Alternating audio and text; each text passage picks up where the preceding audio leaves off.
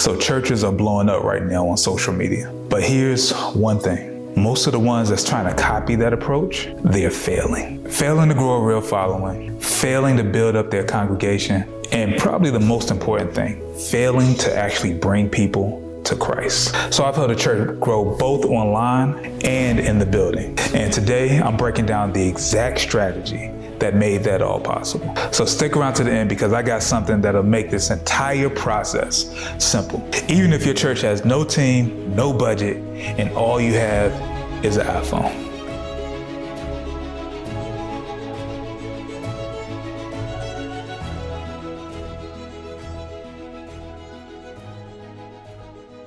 So this is the church content blueprint.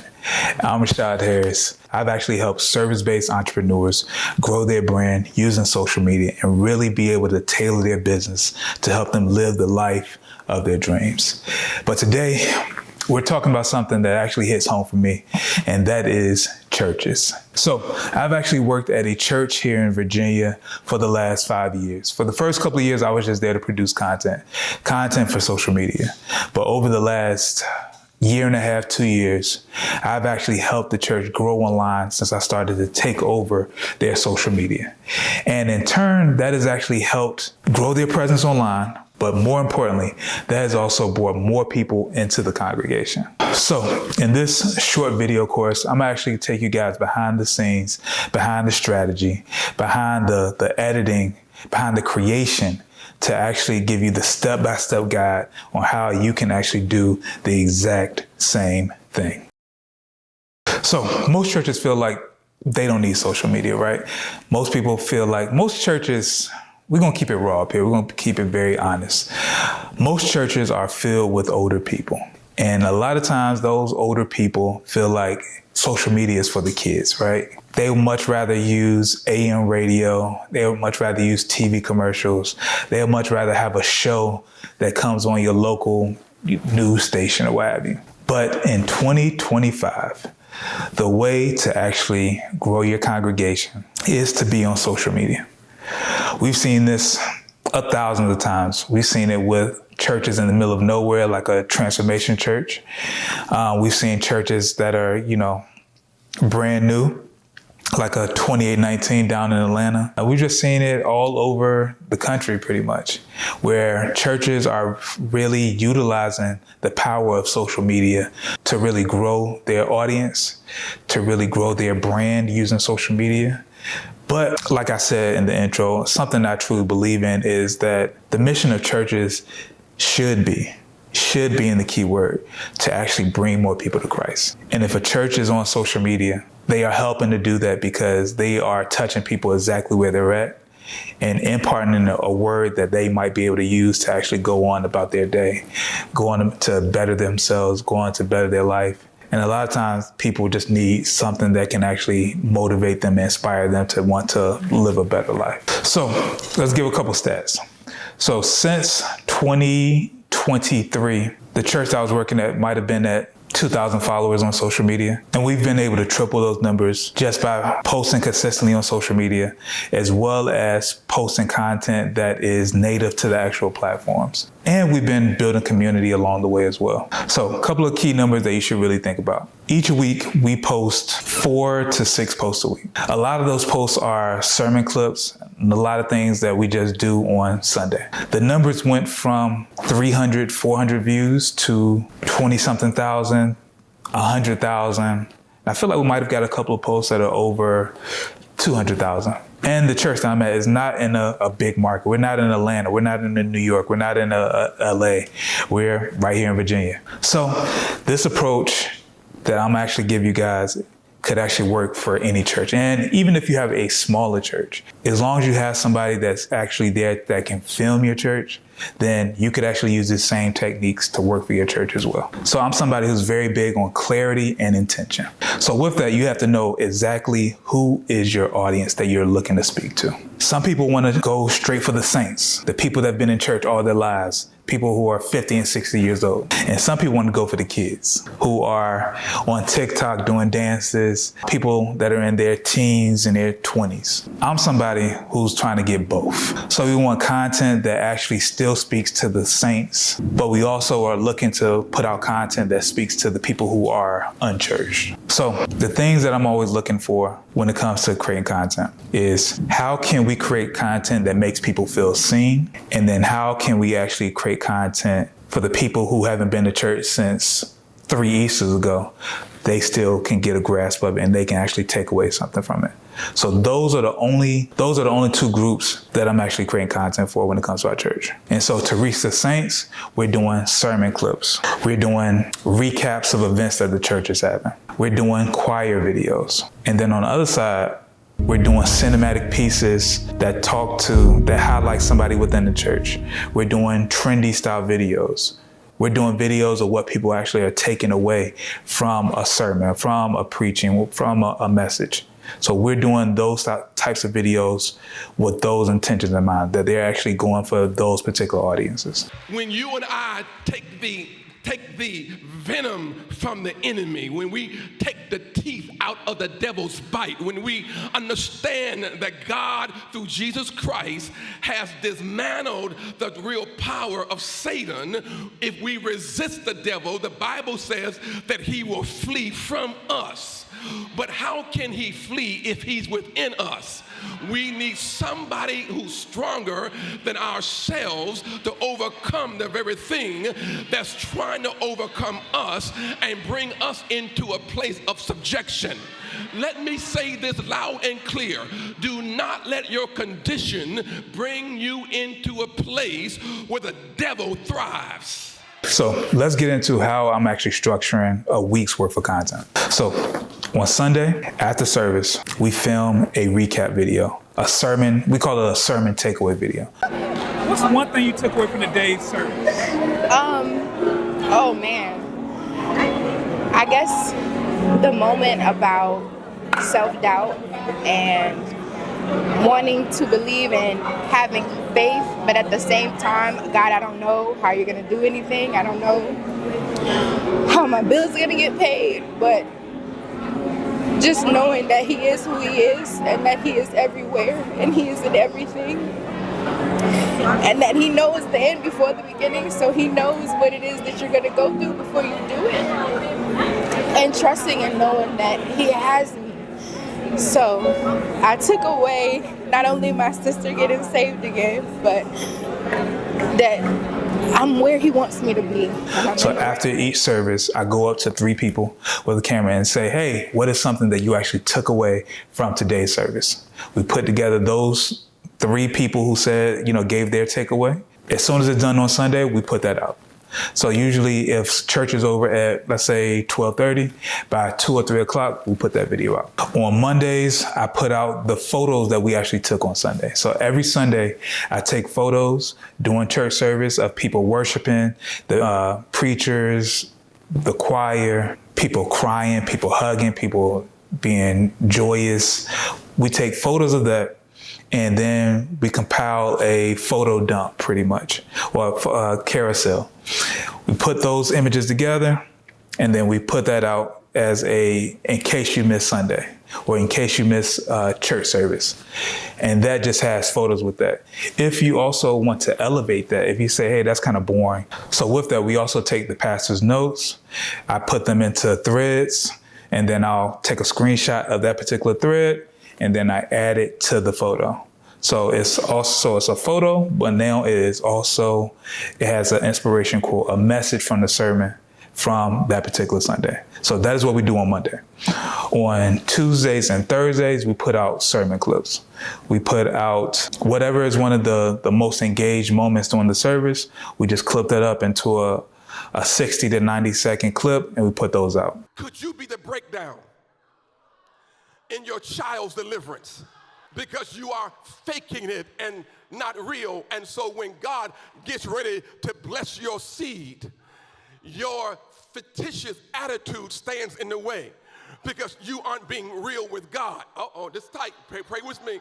Are you interfering because you can't go to God honestly and openly and vulnerable enough to know, God, I'm not perfect. I've tried my best to be a good parent, but I know I didn't cross every T nor dot every I. Lord, will you now break the generational stuff that's going on with my children? Could it be that your prayers aren't being answered because God doesn't know which one to bless, you or your fakeness? We live in a world of artificial. Everything is artificial. And God said, I just need a few folk who don't mind praising me when they're broken. I need a few folk who don't mind lifting their hands in Holy Ghost power when they feel helpless and homeless. I need a few folk who will trust me and tell me the truth. I believe, Lord. I'm a deacon, Lord. I'm a preacher, Lord. But I got some questions. I got some questions, Lord, that too many folk can't handle. So I'm coming to you. I believe. On Wednesdays and Fridays, we do something a little bit more interesting. So we recently started running choir videos where we take a video of the choir singing. Usually it's a breakdown in one of the songs where the words of the song are actually saying something. And then we put that out into a 30, 45, 60-second video.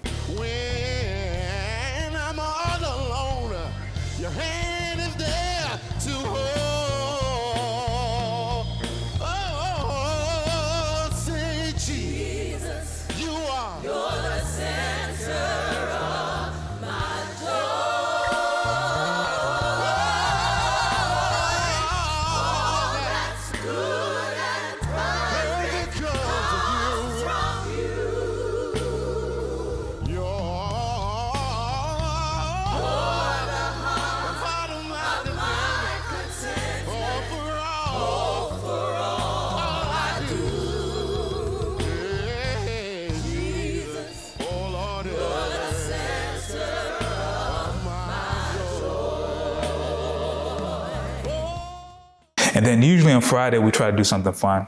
Whatever is our trendy video that we have, we'll go ahead and put that out on Fridays. And then Saturdays, if we're putting out content, then we are also putting out a quick little 15, 30-second commercial to get people enticed to come to church on Sunday.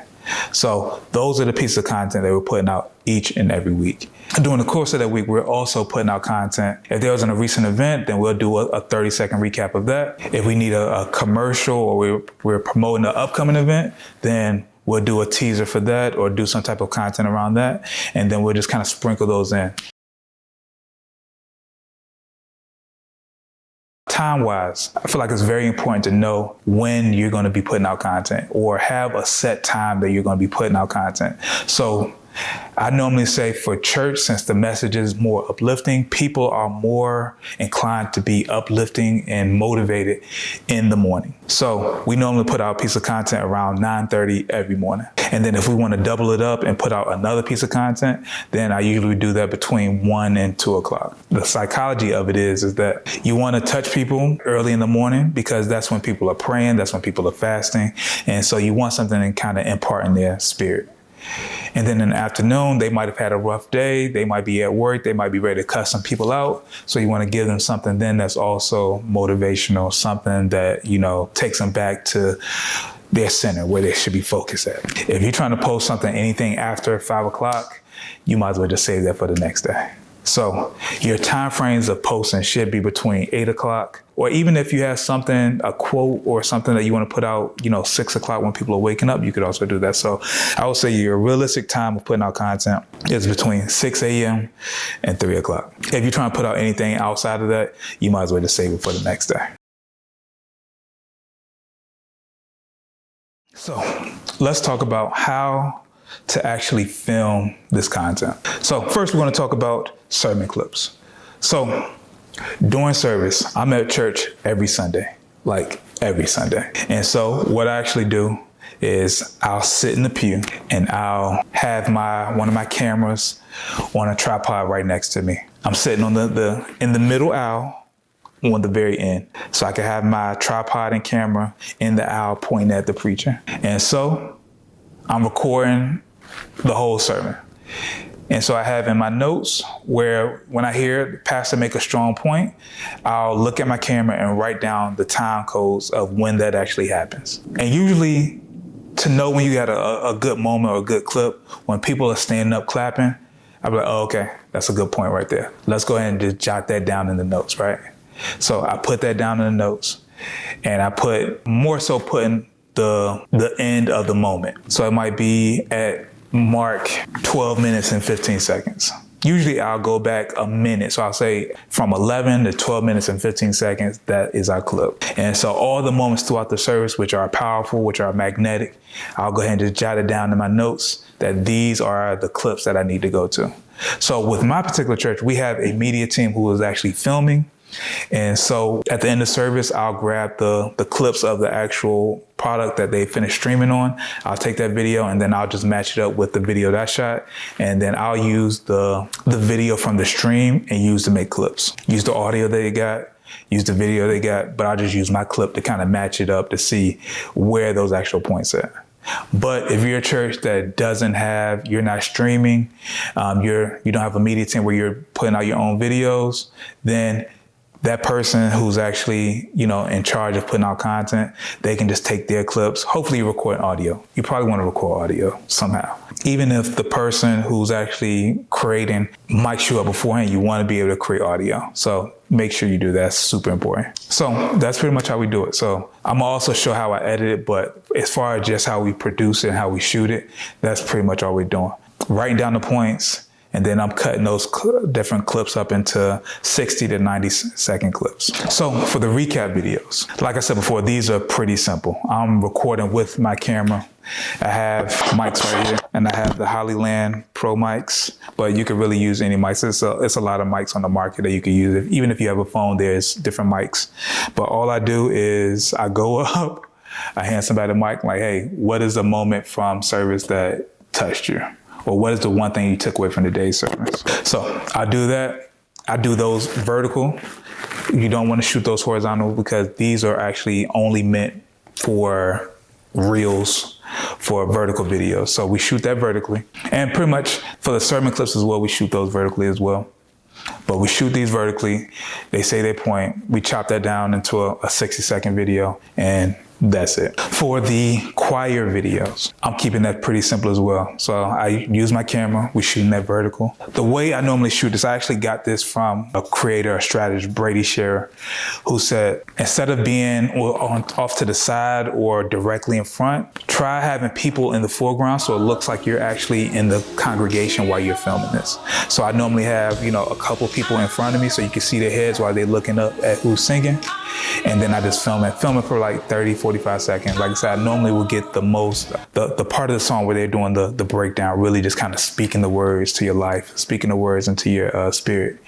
And then all I do for that editing wise is I use my clip, use that audio, and just add captions of the words that was being sung. And like I said, that's pretty simple. Trendy videos. This is the part that I've actually been loving just because these are super fun. But what I'll do is every Sunday, I'll go through social media and whatever is actually trending right now, whatever's trending, I'll save it to a folder on Instagram. And then from there, I'll be like, okay, we're going to do that this Sunday. Find stuff that's doable. Find stuff that you can put a remix, a Christian remix to it. And then that is going to be your video that you're going to do. The videos that we've done that have been super trendy have been the ones that pretty much get us the most views on a consistent basis. And the thought process behind it is that this is a trend that's already happening. People are seeing these videos and they're loving these videos and they're watching this same trend over and over and over.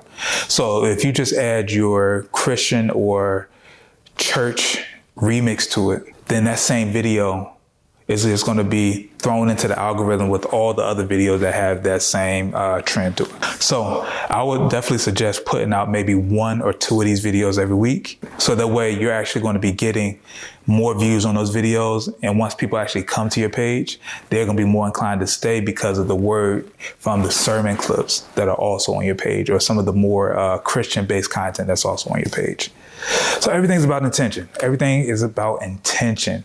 So we use the trendy videos to actually bring in new eyes. And then we use the sermon clips and the choir clips to actually get people locked in on our church. So that's how we do that.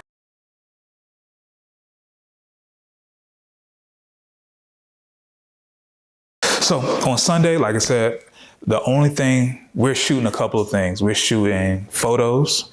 So our photo shot list looks like people walking into church, people standing up worshiping, the praise and worship leader, the choir, as well as the preacher, and that's pretty much it. So we're getting photos of all this. I'm also getting videos of this so we can actually use it for whatever we need it for. Everything that we're shooting horizontal unless it's something that's specifically meant for social media. And the whole thought process is we can actually use these video clips of people worshiping. We can use it for announcements. We do a monthly recap video of services. We use it for that. If we need it for a certain commercial that we're running, we'll use it for that. And pretty much it just gives us the option to build up our archive, which in turn gives us just many options to be able to use just going forward. So like I said, on Sundays, that's all we're shooting. We're doing photos of people worshiping. We're doing videos of people worshiping. We're doing our takeaway videos, our sermon takeaway videos. We're doing our choir videos. We're doing our preaching videos. And we are doing our trendy videos. My name is Josiah Banks, and what led me to get baptized is I want to be born and clean and fresh, away from sin.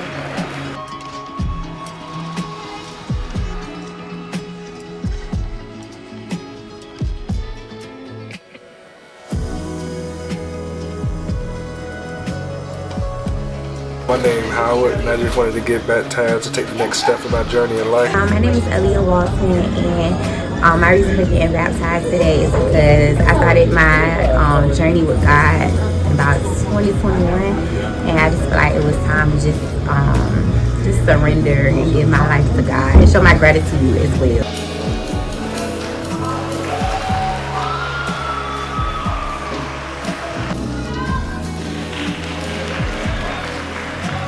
My name is Jasmine Rondo.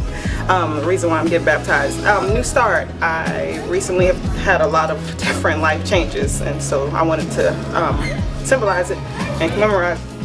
All right, so now let's talk about social strategy. You can have great content all you want, but if you don't have a strategy on actually being able to put it out, then you're failing. So first thing is that I always have some type of a brand Bible or branding Bible, or a brand guide. I like to say the word brand Bible. Usually the brand Bible includes colors, logos, fonts, all the different assets that we use on a consistent basis, just so the branding of the church still stays the same. So any video that I do, we use the same fonts, we use the same logo, we use the same colors, just so it's not all over the place. So I would say definitely create a brand Bible for your church, as well as maybe just have a Dropbox folder already set up that has all of your different assets and your fonts that you use, the different logos that you have, any intros, outros that you actually use for social media, have all of that in one place. So whoever is editing your content, they have everything that they need so the brand doesn't get all over the place. So definitely keep that in mind. But as far as strategy, like I said before, when you're posting on social media, or actually let's go back to the social media platforms that you want to use. So the major social media platforms that we're using right now are Instagram. That's probably our main platform. Facebook, which is definitely our secondary platform. We've just recently started on TikTok, and we also are putting up content on YouTube. So on Instagram, we're putting pretty much everything. We're putting our sermon clips, the choir clips, our trendy videos. We're putting our documentary style videos. We're putting up our commercials. We're doing pretty much everything is on Instagram except for our long sermon videos. Our long sermon style videos are actually going up on YouTube. So on YouTube, we're just putting our long sermon videos, as well as we're putting up shorts, the preaching clips that we already have. So those are the only things that are going up on YouTube. For TikTok, we're doing the choir videos as well as the preaching videos that both do pretty good numbers up there. For Facebook, we're pretty much putting up everything that we put on Instagram on Facebook as well. A lot of the people who watch our Facebook page is our older congregation. So we try to keep things very simple. We don't try to do too much, but we try to put some good content up there for them. And it's a lot more conversation up there. So we like to kind of keep that rolling with the content that we're putting out. As far as how many pieces of content we're putting out per week, like I said, we're doing between 6 to 10 pieces of content a week. What I've realized is that the more content that we put out, the higher our numbers are, the higher the shares are, and just the higher the engagement is. So we're aiming to try to get above 12 pieces of content every week. For TikTok, we're putting out, when we talk about our sermon clips, we're probably putting out 3 sermon clips a week. And we're putting those same sermon clips on YouTube as well. And like I said before, best time to post, because a lot of people have questions about, hey, when is the best time to post? Like I said before, I normally will post in the mornings around between 6 and 9:30. And really whatever time that you say you're posting, keep that same time. Don't one morning post at 7 a.m. and another time post at 10:30 a.m. The best part about using social media now in 2025 is that you can actually schedule your posts. So on Sundays, once I finish up with all the content that we've actually shot for that day, I'll just go in and start scheduling them out. So I don't have to, once I actually finish it and schedule it, I don't have to do anything else with it. It automatically comes out. Now let's talk about captions. A lot of people fail at captions. A lot of people don't do themselves any favors by not putting up good captions. So here is the gist on how you should actually be doing your captions. Make it a conversation. That's it. You don't got to do a whole bunch of hashtags. Just make it a conversation. For sermon recaps, we're pretty much, the caption that I put up there is, what is something that you took away from today's service? And this directly speaks to the people who are actually in the building who can maybe add something to the conversation. My suggestion is, if you don't have an idea of what you want to say in the caption, just ask the question. Because what that's going to do is get people comment on your posts. And the more comments that you have, the more the algorithm is going to be pushing out your content to more people who are looking for this style of content. Does that work? To use content to increase in-person attendance, we did it very organically. My church had a lot of events. They always have something going on. And so we're always pointing our content to specific events that are actually tailored towards certain groups of people. But really, we're just welcoming people and having content that welcomes people. We're just showing different types of people so people feel like they're welcome. We don't always show the quote unquote saints. We show people who, came into church with jeans on, with t-shirts on. It's like, we are all in here together, praising God and worshiping together. So we show a lot of that. Be diverse in your clips. Don't always show a certain style of people, because people need to see themselves inside of the content that is being put out for them to feel welcome, that this is the place for them. So keep that in mind. And lastly, I just want to talk about how should you be engaging if you're running a church's social media page. This is something I had to learn the hard way. But I pick an emoji that resonates with our church, the heart. And no matter what people say, just hit them with a couple of hearts. Boom, boom, boom. So they know that the church is engaging with them, but we're also not going back and forth, because once people know that you're going to say something, then they're going to be asking questions, and there's certain platforms that will answer that question. So, and me as the social media director, I'm not the person who's going to be answering a whole bunch of questions, or I have the answers to all these questions that people might ask. So I keep it very general. And we just let people know that, hey, there's somebody here that's actually going to engage back with you. So a couple of very quick notes. I feel like we got through all the heavy hitting stuff, but a couple of quick notes if you are a content creator for a church. Don't be in the way. Don't be in the way. I feel like that should be pretty self-explanatory, but don't be in the way. So with the team that I have at the church, I tell them, only walk through the aisles heading up to the front when people are standing up. That's when you go and snap your photos, get your videos, and never walk along the front of the church. Never do that. Stay in the aisles, get your shots, and back out the way. Because you don't want to be the person that's in the way. Like, you don't want to be in the way. Act like a sniper, take your shots, and get out the way. And you also don't want to be the person that's in people's face like, hey, I see you crying, let me take a photo of you. So even if I'm walking through the aisles and the person right next to me is crying, they're worshiping, I'll look over, get a little bit of distance away, snap my photo and keep it moving. Or record them, keep it moving. So you just don't want to be in people's faces. You don't want to be the thing that stops people from truly worshiping. Something that's also super important, like I said before, make sure you keep all your branding the same.